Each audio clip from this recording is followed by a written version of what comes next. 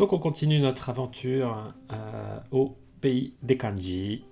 On en est au numéro 615. Comme d'hab, n'hésitez pas à liker, commenter, partager les replays sur YouTube. Ça m'aide beaucoup pour continuer notre petit voyage. Alors, là on va voir un kanji que j'aime beaucoup.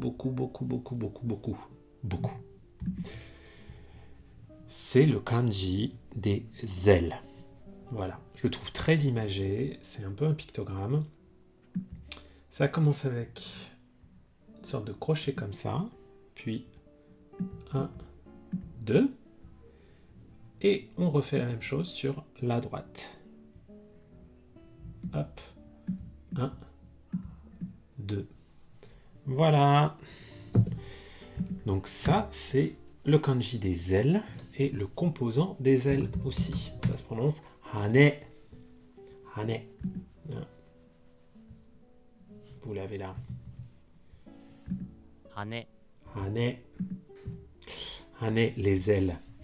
Ça peut aussi se prononcer ha, et il y a aussi une prononciation wa qui est utilisée comme compteur pour les oiseaux. Tori ni wa sora o tonde imasu. 2 oiseaux volent dans le ciel. Ça peut aussi être utilisé pour compter les lapins. Ne me demandez pas pourquoi. Les lapins sont vaguement cousins, en tout cas sont amis de compteurs des oiseaux. Je sais pas trop pourquoi. La lecture on, c'est E et c'est un kanji. Voilà, niveau. Ouais, je vous mets avec l'écriture. C'est un kanji niveau N2. Bon. Généralement, on l'apprend un peu avant parce il est tellement joli et puis il est utilisé dans plein d'autres kanji qui sont très courants. Voilà. En termes de...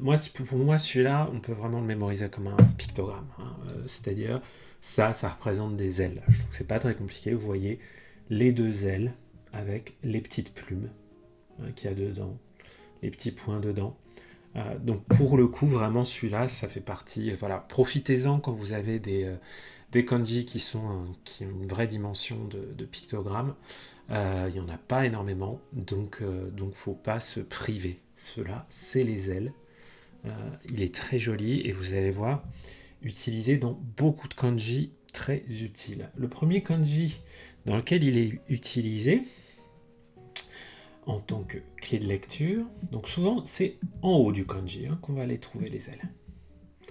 En haut, vous voyez, dans la partie supérieure, hop, donc je vais faire mes 2 petites ailes. Et là, en dessous, je vais avoir la couleur blanche.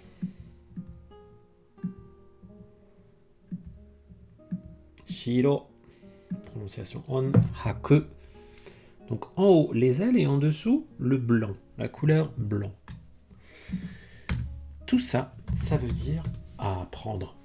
Narau. Narau. Un verbe assez fondamental. Vous voyez, on est sur du GLPT N4. C'est d'ailleurs probablement la première fois qu'on voit ce composant un peu dans la vraie vie. C'est quand on voit ce kanji-là, parce on va le croiser souvent plus tôt qu'on va ne croiser le kanji qui montre les ailes. Mais apprenez le composant, c'est vraiment utile. Donc narau ou narai, sa prononciation on, c'est shu, comme dans renshu, l'entraînement, les exercices. C'est quoi cette expression? Narau yori nareru. Ah oui.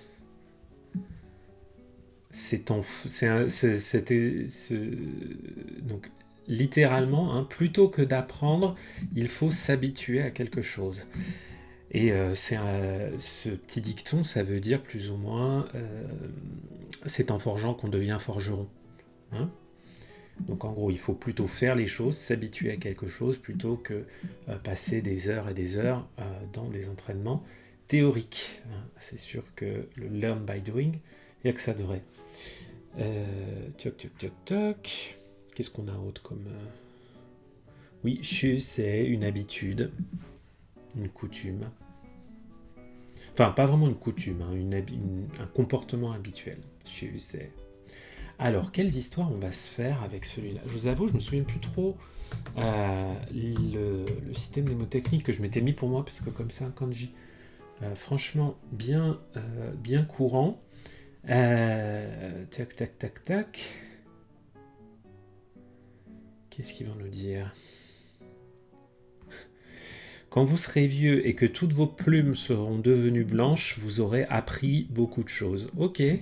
Donc il y a quelqu'un qui parle des mérites de l'expérience, des mérites de la vieillesse.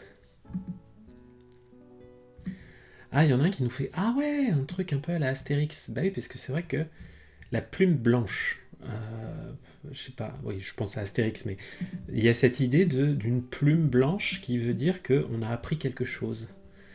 Et donc lui, il dit, ok, il imagine un peu un système de distinction où on rajoute des plumes à son chapeau à chaque fois qu'on apprend quelque chose, à chaque fois qu'on acquiert une nouvelle compétence. Ça peut marcher aussi. Avec Narav, je suis pas mal du tout. Alors... Ou alors, encore, c'est quoi celui-là? Ah oui, une colombe blanche qui ouvre ses ailes blanches, enfin une colombe blanche qui ouvre ses ailes pour apprendre à voler. Ouais, vous pouvez avoir aussi l'idée d'un petit oiseau blanc qui apprend à voler. Ça peut marcher aussi pour avoir cette idée de l'apprentissage. Mais vous inquiétez pas trop, c'est un kanji qu'on voit souvent. Hein, donc vous allez assez vite l'apprendre. Pour rappel, le niveau JLPTN4, c'est à peu près 220-240 kanji, quelque chose comme ça, la référence. Donc c'est pas un volume de kanji de dingue, hein, c'est à peu près 10% des Juryo kanji. Donc ça fait partie des kanji qui vous deviendront assez familiers assez vite. Le suivant, oups, pourquoi je l'ai tapé? Je vais quand même essayer de le dessiner. Il ressemble pas mal, hein, et parfois quand on lit un peu vite, on peut les confondre. Donc on va apprendre à les distinguer. Donc on a encore les ailes en haut. Et en dessous, au lieu d'avoir le blanc, on a être debout, tatsu. Un composant qu'on avait aussi identifié comme un vase droit, posé debout. Celui-là, ça veut dire... pourquoi je fais ça? Hop. Le lendemain. Il n'a qu'une seule prononciation, c'est yoku. Comme dans par exemple, yoku asa, le lendemain matin. Yokujitsu. Yokujitsu, qu'on écrit avec le jour. Yokujitsu, qui veut dire le lendemain. Donc les ailes debout. Ok. Bon, moi celui-là, je m'étais fait une histoire très liée au Chevalier du Zodiaque, qui est plus trop à la mode en ce moment. Mais je m'étais fait toute une histoire avec le chevalier Pégase qui avait des ailes et qui devait se tenir debout devant son adversaire le lendemain matin pour son examen final de chevalier. Bref. Donc c'est pas forcément l'histoire la plus simple. Qu'est-ce qu'on a comme histoire de la communauté qu'on peut essayer d'aller choper? Alors, hein. Ok. Ah oui. Il y en a un qui a utilisé le fait que l'histoire précédente, vous voyez, avec Narae, apprendre, hein, et qui a dit que, en gros, quand on est un petit oiseau avec ses ailes, la première chose qu'on apprend, c'est c'est à voler avec ses ailes blanches, et la deuxième, c'est à se tenir debout. La chose suivante, et c'est comme ça qu'il avait gardé le sens de la chose d'après, la chose suivante qu'on apprend après avoir appris à voler avec ses ailes, c'est à se tenir debout. Ça peut marcher, c'est un peu alambiqué.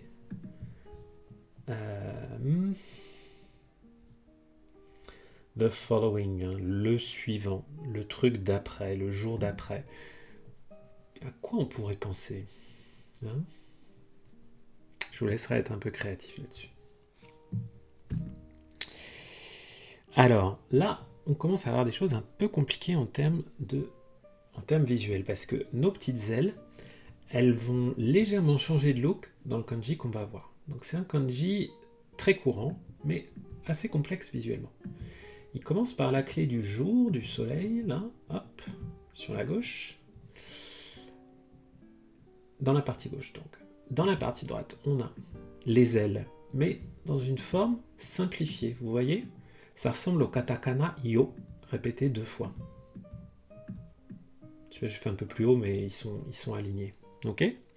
Et en dessous, j'ai notre dinde. Le composant de la dinde.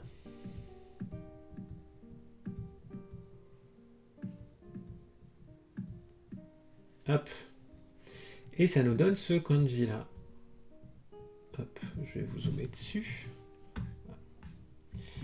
Qui est un kanji qui sert à indiquer les jours de la semaine. C'est le yo de Nichiyobi, Kayobi, Getsuyobi, tous les jours de la semaine. Hein, ce yobi, nanyobi, quel jour de la semaine quand vous posez la question. Nanyobi ga ite imasu ka, vous êtes libre quel jour de la semaine.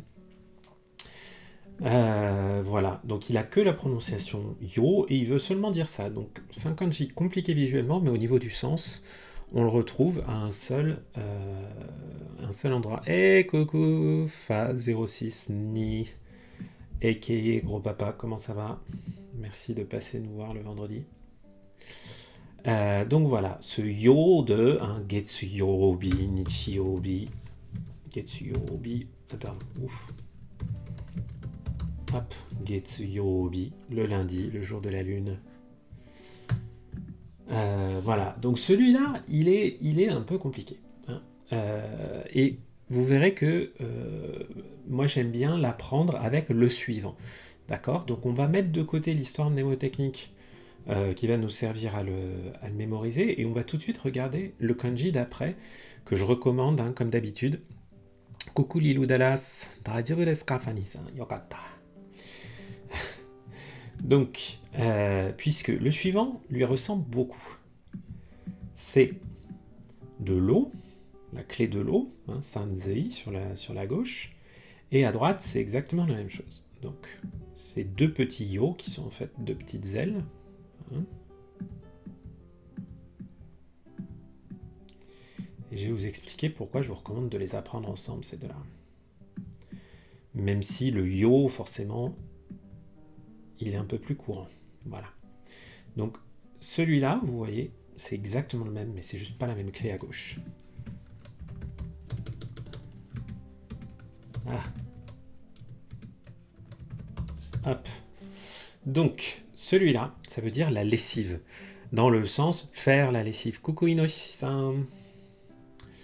C'est le taku de sentaku, faire la lessive.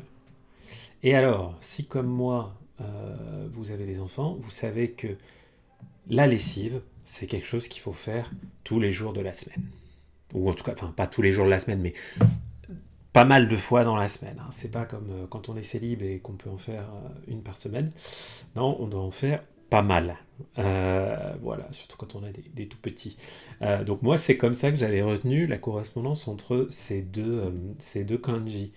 Et j'aimais bien le fait que, en fait, je préfère celui-là avec la lessive à celui avec le soleil. Parce que j'imaginais que pour faire la lessive, j'utilise de l'eau pour nettoyer je sais pas, mes édredons, mes couvertures, qui sont faites avec des plumes de dinde. Voilà. Les plumes de dinde, ça m'évoque le linge. Je sais pas pourquoi. Je pense à des oreillers, des choses comme ça. Et le fait que je dois par exemple enlever les tés d'oreiller pour aller les laver avec de l'eau. Donc voilà, c'est comme ça que je me suis fait cette image mentale de ça, c'est la lessive. Et ensuite, cette lessive, je la fais sécher avec les rayons du soleil, mais je dois la faire plusieurs fois par semaine. Il vaut mieux que je la fasse les jours de semaine parce que le week-end, j'ai pas forcément le temps. Voilà donc cette histoire.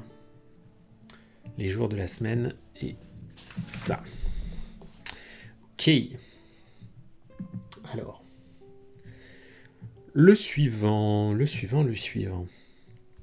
Alors, on va voir un composant qui n'est pas exactement la bouche. Ok, vous vous souvenez de la bouche. Hein. La bouche, c'est un carré. Ok. Ah ouais. Hop. Ça, c'est la bouche. Voilà. Hein, à côté, je vous fais le katakana ro, qui est un peu plus petit.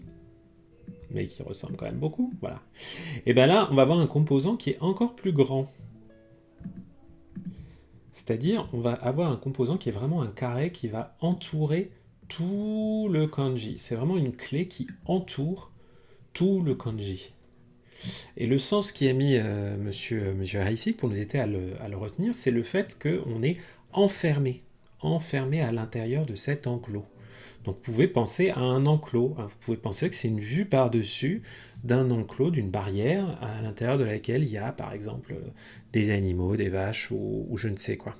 Ok ? Et donc on va avoir un certain nombre de kanji qui utilisent cet enclos, cette idée d'enfermement.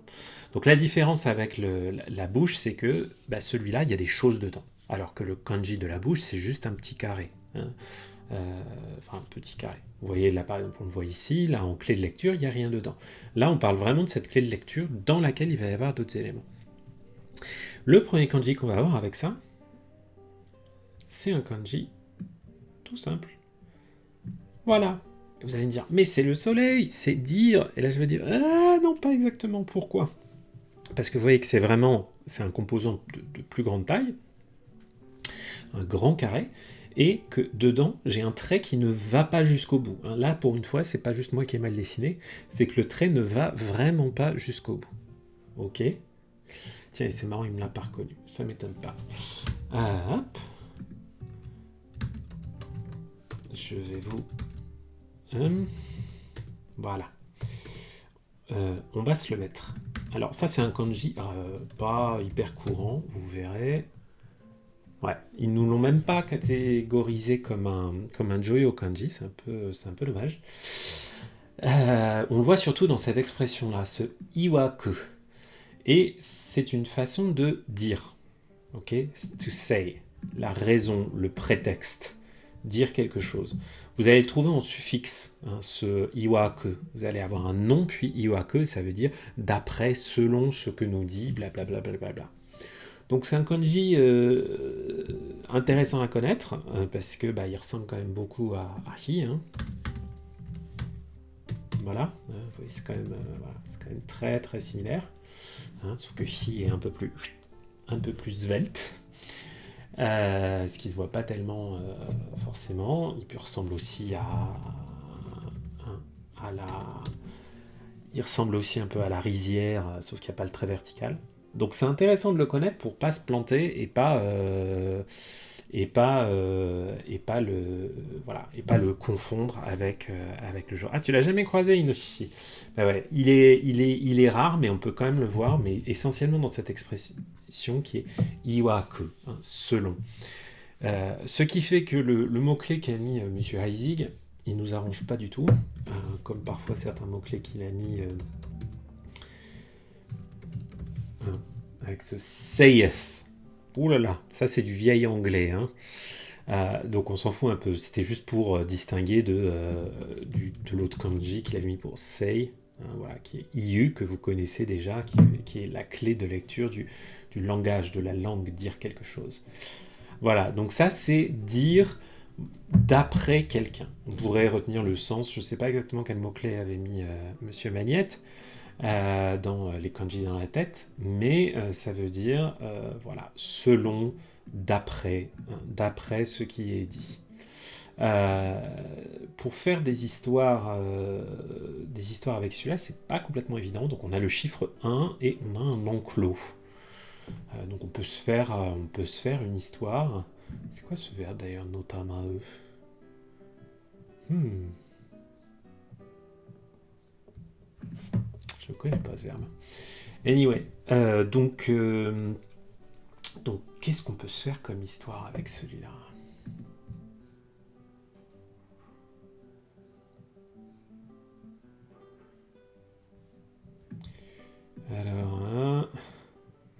Alors, on peut, quand quelqu'un, on peut imaginer, quelqu'un qui est une personne toute seule. Quand on est tout seul à l'intérieur d'un enclos, quand on est enfermé, on peut. That's what she said, gros papa. Je te vois. Le fait que quand on est tout seul comme un con dans un enclos, on n'a pas grand-chose à dire, peut-être. où on dit pas grand-chose, ou peut-être on se dit des choses à soi-même. Peut-être que ça peut marcher. Donc celui-là, il est un peu coton, surtout parce qu'on le croise pas souvent. Mais du coup, comme on le croise pas souvent, c'est pas grave si on l'oublie un petit peu. Hein. Le suivant, en revanche, il est important. Et je l'aime beaucoup. Alors, pourquoi j'ai encore tapé? Vous voyez, j'ai tellement le réflexe, quand je cherche un kanji, je tape au lieu d'écrire. C'est mal. Alors, cette fois-ci, on a toujours notre enclos, et à l'intérieur, on a un arbre. Ok.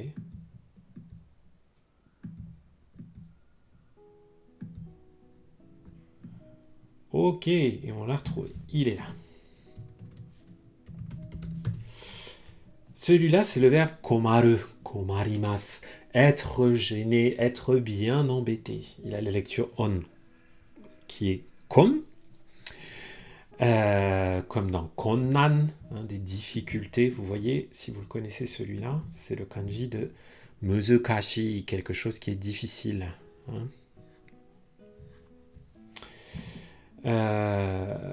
Voilà. Inoshishi, selon la géométrie, on peut mettre deux rectangles dans un carré. Effectivement, hein, ça marche, ton histoire, avec Seiyef, avec Iwaku, donc note-la toi. Et donc ce komaru, komarimasu, être gêné. Alors le mot-clé qu'a mis Aisig est totalement imbitable. Quandary, hein, c'est vraiment c'est une grande difficulté. C'est quoi d'ailleurs la définition de... A state of perplexity or uncertainty about what to do in a difficult situation. Voilà, hein, on est sur du Downton Abbey au niveau du, du vocabulaire.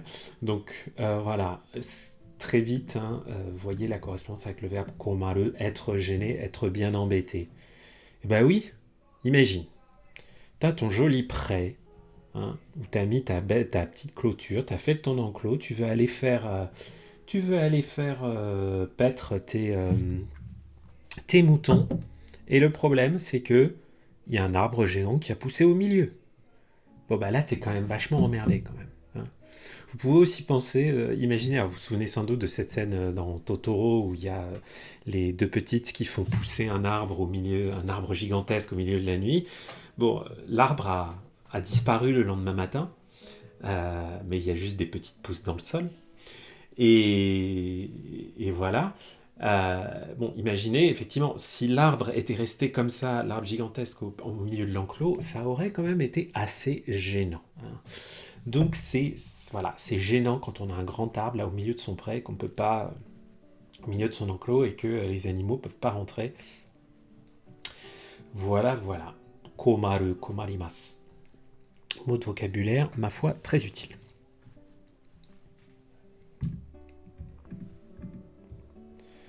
Le suivant. Donc, on a toujours notre enclos, et cette fois-ci à l'intérieur, on a le kanji pour vieux, la vieillesse furui, qu'on avait vu il y a quelques temps. Hein, vous vous en souvenez peut-être avec... je l'ai fait trop bas, mes traits. Hop, je vais faire comme ça. Voilà, avec le 10, la croix, au-dessus de la bouche. Furui. Et celui-là. Hein, celui-là, ça veut dire dur. Hein.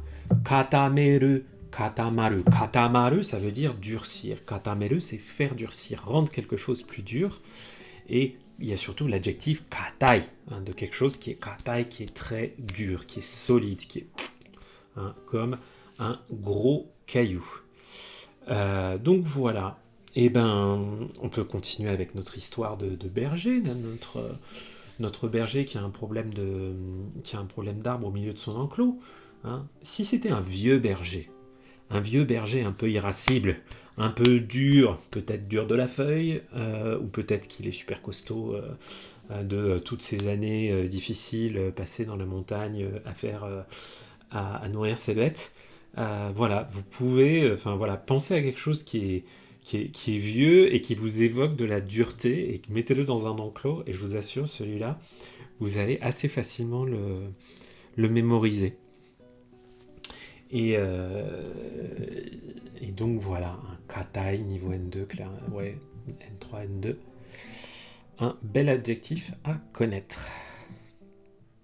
Il peut s'utiliser au sens propre et au sens figuré. On peut parler d'un règlement de quelqu'un qui est katai, ça veut dire quelqu'un qui est un peu trop coincé, qui respecte un peu trop la politesse, enfin voilà, qui est un peu irascible. Hein. Donc le suivant, on va avoir la clé de l'or, qui, vous le savez sans doute, est utilisée pour indiquer des métaux. Donc on a la clé des métaux, et à droite, on a cette dureté, quelque chose de dur, dans la partie droite. Donc on a un métal qui est dur. Le métal est dur. Qu'est-ce qu'on va en faire de ça? Avec ce métal dur, eh ben on va le faire fondre. Et en le faisant fondre, on va faire de la... Et tchuc, tchuc, tchuc. C'est pas celui-là que j'ai fait? Bah, surtout, on va faire... Non, non, non, non, non. Qu'est-ce qu'ils m'ont fait? On va... Oh, c'est marrant, ça. C'est pas ce sago que je veux, moi. C'est un peu bizarre, ce sens-là. Mais attendez, on m'aurait menti. J'allais être tout fier de mon histoire. Du métal et quelque chose de dur. Attends, en attendant. Une plaque sur les tombes sont souvent en marbre qui est très dur. Bah oui, si ça marche. Parce que le mot-clé qu'il a mis, notre cher ici, mais qui nous a peut-être un peu menti là-dessus, hein, c'est le fait de souder quelque chose. Donc moi, ma petite histoire que j'avais pour le mémoriser, c'était souder. Souder.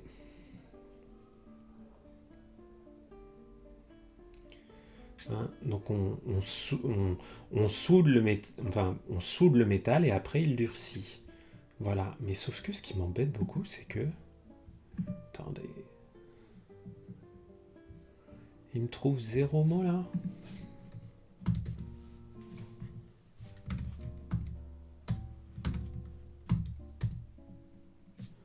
Kinko, l'incarcération, ouais. Du Kinko. En fait, on voit que des sens avec l'enfermement. Kinkoke, vous voyez, des choses liées à l'emprisonnement. Est-ce qu'on retiendrait pas plutôt le sens de barreau de prison avec ce kanji? Vous voyez, enfin, ça reste un Joyo kanji, mais c'est pas un Joyo, c'est pas un kanji qui est référencé forcément pour certains niveaux du JLPT. Hein. Donc là, on est en train de pinailler. Hein. C'est vrai que ce Kinko, Kinko, ceux-là, je les ai entendus notamment quand je regardais la série Jojo Stone Ocean qui se passe en prison. Donc ouais, c'est un peu comme on veut. Bah, moi, j'ai quand même gardé mon histoire de soudure, et ça m'embête qu'au niveau vocabulaire, on ne trouve pas grand-chose en lien avec ce sens primitif de soudure. Donc peut-être que je vais me faire une histoire plus globale. J'ai pensé au fait qu'on a soudé des barreaux en métal, des barreaux de prison en métal, qui sont devenus, pour que ça reste bien dur, hein, et que ça empêche les prisonniers de s'échapper de la prison.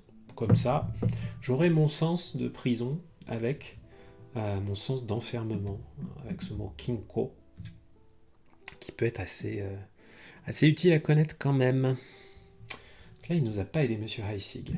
Il s'est un petit peu planté. Mais c'est pas grave, on continue.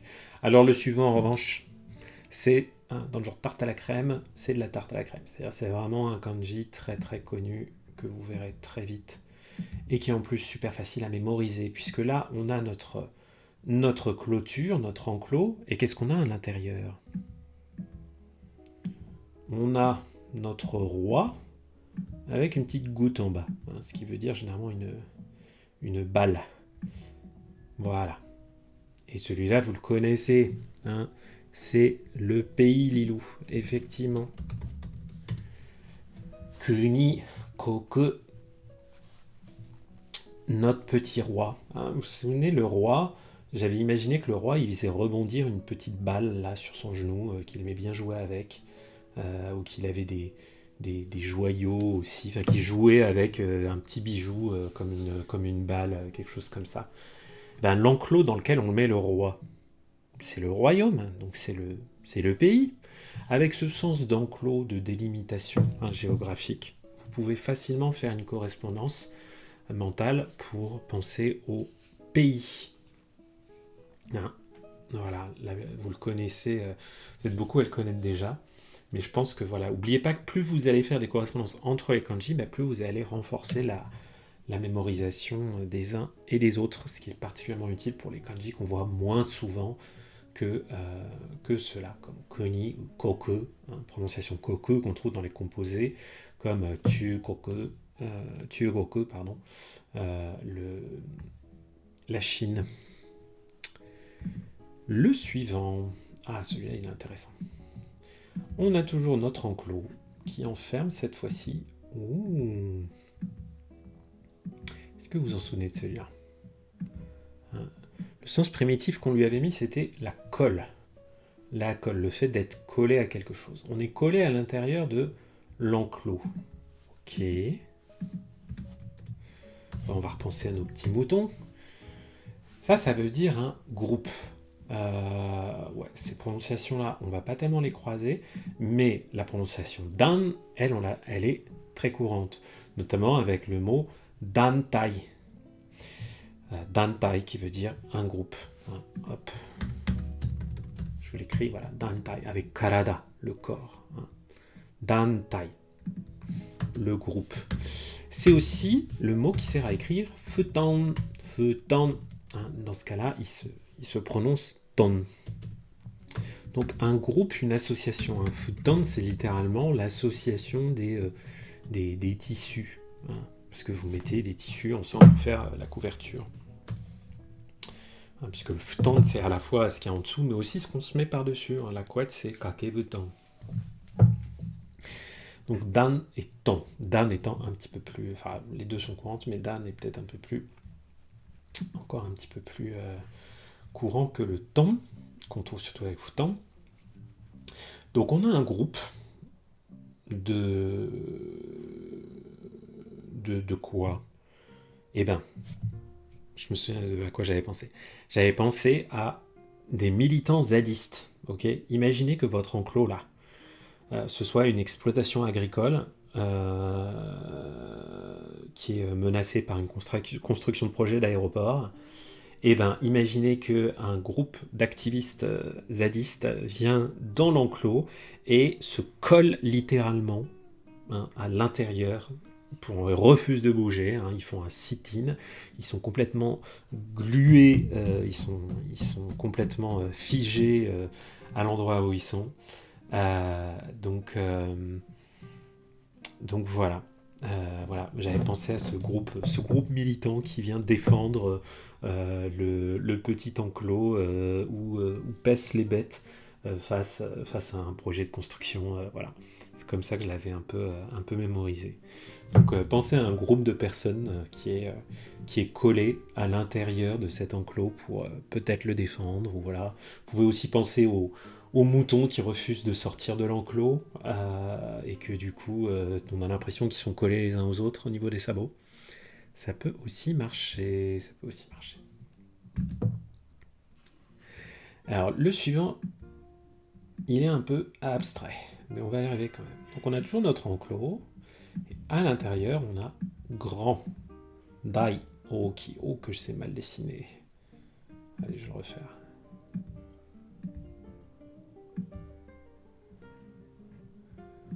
Ok, dai. Oh là là, mais c'est pas possible là. Les doigts, qu'est-ce qu'ils font? Grand. Aussi le grand chien, le Saint-Bernard, tel que l'a qualifié Monsieur Heissig. Ok. Qu'est-ce que ça peut bien vouloir dire ça? C'est le in de gen in, c'est-à-dire le facteur, la cause, la raison pour laquelle. Une raison, quand on veut expliquer quelque chose, son nom gen, voilà. Qu'est-ce qu'ils nous mettent là? In, ouais. Ou même juste in tout seul. Voilà. Les prononciations yoru chinamu, c'est un peu plus rare. En revanche, il y a pas mal de mots qui utilisent ce in. Ouais, niveau N3, intéressant. Donc voilà. Eh bien, pourquoi notre groupe, si on vire les zadistes et qu'on met des moutons, pourquoi notre groupe de moutons a-t-il enfin réussi à sortir de l'enclos? Eh bien, c'est parce qu'il y a le grand chien qui est venu dedans, qui leur a aboyé dessus, qui a dit « Bon, allez, maintenant, ça suffit les moutons, on sort de l'enclos.